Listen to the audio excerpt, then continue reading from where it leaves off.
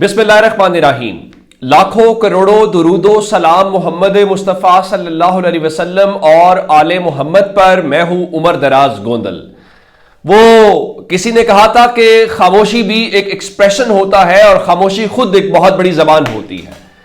Justice Yahya Afridi हल्फ ले चुके हैं और हल्फ लेने के बाद इत्तलात ये है कि वो उस तरह से ना रिमार्क्स देते हैं ना इंटरेक्ट कर रहे हैं। तो उनकी जो खामोशी है वो बहुत सारे लोगों के लिए परेशानी का सबब थी कि ये होने क्या जा रहा है, आने वाले दिनों का मामला है क्या। जस्टिस याह्या अफरीदी ने जो पहला एक कदम उठाया है, अगर ये कहा जाए कि ये ताकतवरों की दुखती रग को उन्होंने पकड़ लिया तो कहना गलत नहीं होगा। काजी फायज ईसा जो मर्जी कहते रहे कि मैंने आइन और कानून के मुताबिक ये किया, काजी साहब ने इस मुल्क की अवाम को या किसी को इंसाफ क्या देना था जब वो अपने मातहत को ही इंसाफ नहीं दे सके। यानी देखिए किसी इंसान का पैमाना क्या हो सकता है कि उसको परखने का कि जो लोग उससे नीचे हैं, जो उसके मातहत हैं, वो उनके साथ कैसा है, क्या उनके मामले में इंसाफ करता है।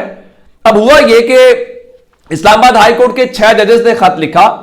खत लिख के कहा कि भाई हमें डराया जा रहा है, हमें धमकाया जा रहा है, हमारी वीडियोस बनाई जा रही हैं, निजी वीडियोस फैमिलीज के साथ, और हमारे किसी घर वाले को कहीं से गायब किया जा रहा है, कहीं से गायब किया जा रहा है। तो काजी साहब ने इस मामले को बजाय इसके कि सॉर्ट आउट करते, वो जो अपने आप को आइन पसंद उसूल पसंद कहते हैं, उन्होंने उसको कालीन के नीचे छुपा दिया और किसी की सहूलतकारी की। अब खबर क्या है?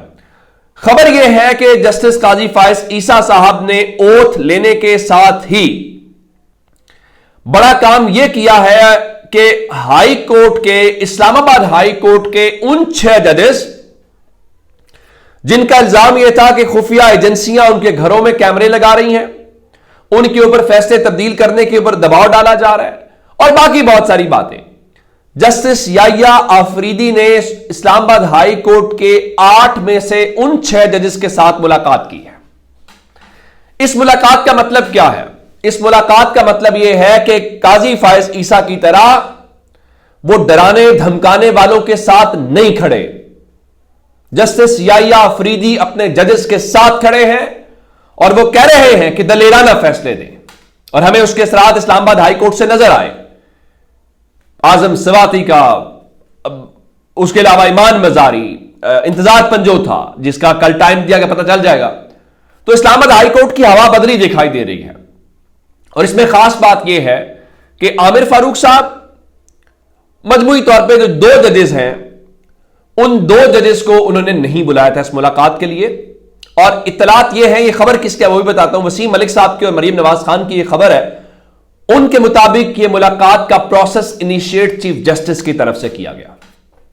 यानी यह नहीं है उन जजेस ने कहा हो कि भाई नया चीफ जस्टिस आया है तो हम चलते हैं उनके पास, उनको बताते हैं कि भाई हमने एक दरखास्त दी थी सुप्रीम जुडिशल काउंसिल में, हमें डराया धमकाया जा रहा है तो हमारा कोई मसले का हल निकाले। नहीं, बल्कि चीफ जस्टिस को खुद पता था कि यह मामला है। उनको बुलाया कि मैं आपसे मिलना चाहता हूं, तो वो मिले और उसके बाद यह हुआ।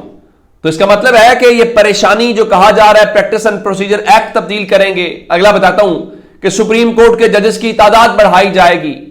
अब काजी वाली सहूलतकारी तो मिलेगी नहीं, वो सहूलत मिलेगी नहीं, तो डर लगने लग गया जस्टिस याह्या अफरीदी से। और ये 6 जजेस की मुलाकात बहुत बड़ी खबर है, ये बहुत बड़ी तब्दीली है और इसके असरात हमें आने वाले दिनों के अंदर दिखाई देंगे। और अगर जजेस को यह मालूम हुआ कि अब हमारा चीफ जस्टिस, हमारी सुप्रीम कोर्ट, हमारे बड़े हमारे साथ खड़े हैं, काजी की तरह ज़िबानी करवाएंगे जजेस को, अदलिया को, तो आप देखेंगे कि पाकिस्तान के अदलिया आने वाले चंद दिनों के अंदर करती क्या है। अब डर है, इनका मसला यह है, एक तरीके दम एतमाद लेके आए और ख्याल था कि हम सियासी तौर पे डोमिनेट कर जाएंगे, नहीं कर पाए।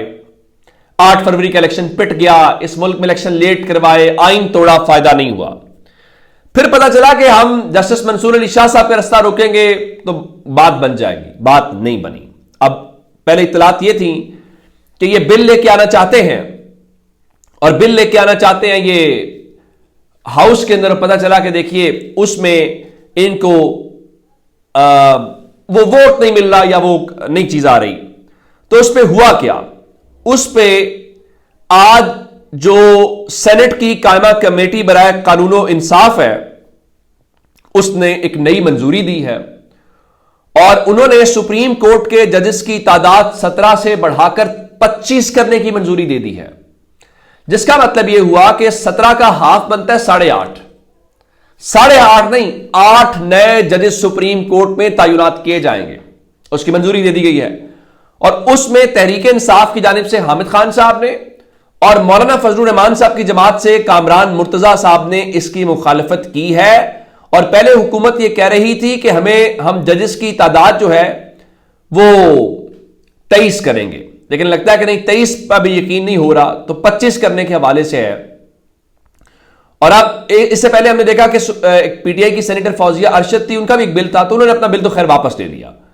تو اب جو بل یہ جو قائمہ کمیٹی برائے قانون انصاف ہے سینٹ کی، اس میں یہ جو تعداد 25 کی گئی ہے، اب اس کا کیا مطلب ہے؟ کیا 17 سے بھی بات نہیں بنی تو اس لیے آپ کر رہے ہیں؟ تو چلیے اب جن لوگوں نے مخالفت کی ہے تحریک انصاف کی اور مولانا فضل الرحمان کی، اب دیکھتے ہیں کہ وہ مقابلہ اس کا کیسا کرتے ہیں۔ اب میں نے آپ کو کہا کہ سپریم کورٹ سے اور اڈیالہ دونوں سے بڑی خبریں ہیں، میں اس کی وجہ بتا دیتا ہوں۔ جس طرح میں نے آپ کو کہا کہ کبھی کبھی خاموشی خود ایک زبان ہوتی ہے اور بہت سارے لوگوں کے اعصاب کا امتحان بن جاتی ہے، ایک ایسی ہی خبر اڈیالہ جیل سے ہے، اور اڈیالہ جیل سے 2 دن سے سماعت ہو رہی ہے، اور 2 دن کی سماعت کے دوران عمران خان کچھ نہیں کہہ رہے، اور اطلاعات یہ ہے کہ وہ روسٹم کے اوپر جا کے بھی کوئی کسی قسم کی شکایت یا کوئی بات نہیں کر رہے، اور ایون تحریک انصاف کے آفیشیل ٹویٹر ہینڈل سے یا عمران خان کے آفیشیل ٹویٹر ہینڈل سے بھی کوئی بات نہیں آ رہی کہ عمران خان صاحب نے کیا بات کیا ہے۔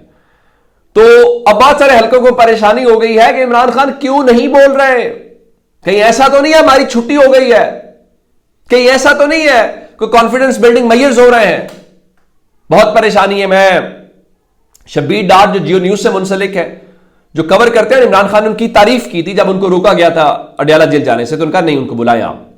انہوں نے کیا لکھا میں آپ کو بتا دیتا ہوں۔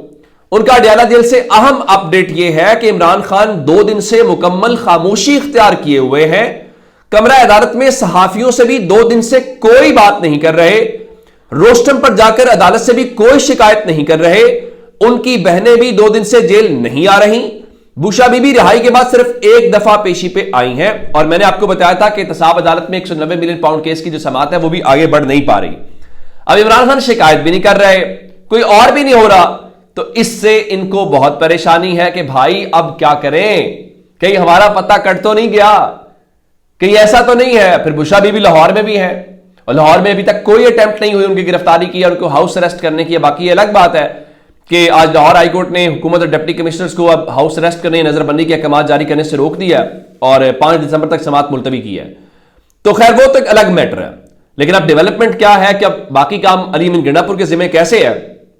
علی امین گنڈا پور نے یہ کہا ہے کہ وہ ان کو نہیں چھوڑیں گے، یہ چاہے جو مرضی کر لیں، اور ان کے مطابق حکومت تیار ہو جائے ہم ان کو نکالیں گے، اس بار آئیں گے تو حکومت کا تخت الٹ کر ہی واپس جائیں گے۔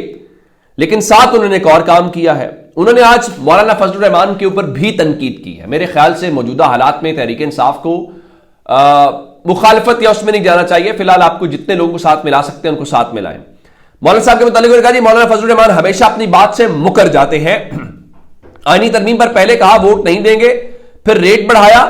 فضل الرحمان کو چاہیے کہ اس عمر میں لالچ چھوڑ دیں۔ دیکھیں آپ جب اختلافات ہوں بھی تو کچھ وقت کے لیے کبھی کبھار آپ سارے محاذوں پہ لڑائی نہیں کھول لیتے۔ میرے خیال سے تحریک انصاف ابھی مولانا صاحب کے ساتھ چلے، کل کو آپ کو سپریم کورٹ، باقی بہت سارے معاملات کے اوپر ایک دوسرے کے ساتھ کرنا ہے۔ اس حکومت کو ٹف ٹائم دیں، جہاں ٹف ٹائم دینا ان کو دیں، آپس میں کریں گے تو پھر تو مسئلہ، پھر تو ان کے لیے آسانی ہوگی ڈیوائڈ اینڈ رول والی۔ تو جب تک یہ اپڈیٹ سے اپنا بہت سارا خیال رکھیے گا، خدا حافظ۔